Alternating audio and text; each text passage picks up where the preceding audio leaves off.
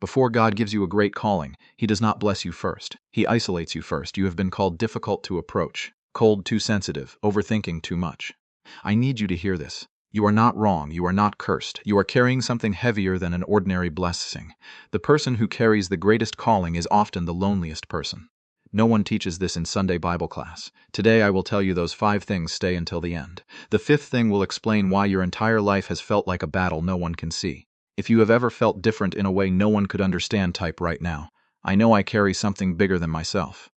Number 1, you see through people. Other people see a smile. You see what is hidden behind that smile. You see danger before it happens. You sense a lie before it is spoken when you speak up. People call you suspicious, judgmental. So you learn to stay silent. You carry alone the burden of knowing in advance while no one believes you. Jesus sat down to eat with Judas. He knew full well that Judas would betray him, yet he still washed his feet. That is not suspicion. It is a spiritual sensitivity God has given you to protect yourself and others. Number 2, you can no longer tolerate pretense. You have sat in the middle of a party, smiling with everyone else. Yet inside, you felt like you were suffocating. You have walked away from a conversation because it was too shallow. You have felt exhausted simply from listening to people boast, compare themselves to others, and compete. John the Baptist did not fit in with the religious leaders of his time. He ate locusts in the wilderness while they feasted in the temple. That does not mean you have grown weary of life. It means you have outgrown the cage you once lived in. Your circle of friends will grow smaller. Let it. Number 3, an entire group of people has turned their back on you. You have asked yourself what you did wrong. The honest answer is nothing. Joseph did nothing to deserve being thrown into a pit. Sold into slavery, his only offense was wearing a robe, the symbol of a special love his brothers did not have. They did not hate who he was. They hated the way his presence reminded them of what they lacked. It was not because your light was too bright. It was because their darkness was too deep to endure it. If this has just brought to mind a person, a group of friends, or a church you once lost, type right now. I forgive and I let go. Number 4, you weep over things that are not yours. You have woken up carrying a pain with no name. It was not your own. It belonged to a country you have never set foot in, to a person you met only once. That does not mean you are weak. It means you are carrying a burden that does not belong to you. Nehemiah lived in a palace. He had everything a person could dream of.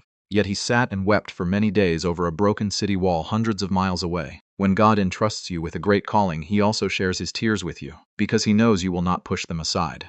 There is something I sincerely need to say here. If that sorrow is not just passing, if it lingers, grows heavy, and drains the life out of you day after day, do not simply call it a spiritual burden. Talk to someone you trust, a pastor or a mental health professional. Faith and caring for your mind are not opposites. Number 5, you are being forged in the darkness. Why has your season of waiting been so long? Why have your trials been harsher than those of others? The answer is very simple. The greater the calling, the deeper the foundation must be. No one builds a tower on sand. God will not allow you to become known before you are strong enough not to be consumed by it. Olives are pressed to produce oil. No one extracts oil from an untouched olive. This is not God punishing you. It is God preparing you. Listen to this final message. It is more important than all 5 of the previous points combined. The greater the calling, the more you must humble yourself, not exalt yourself. You see through people. Do not use it to judge them. Use it to pray for them. You can no longer tolerate pretense. Do not look down on others. Long for the truth even more. You have been turned away by others.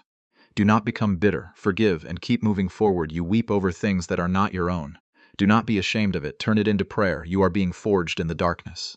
Do not give up. The light is coming. This journey is lonely, but it is not empty. There is one who is waiting to become your closest friend if these 5 things have just described your life.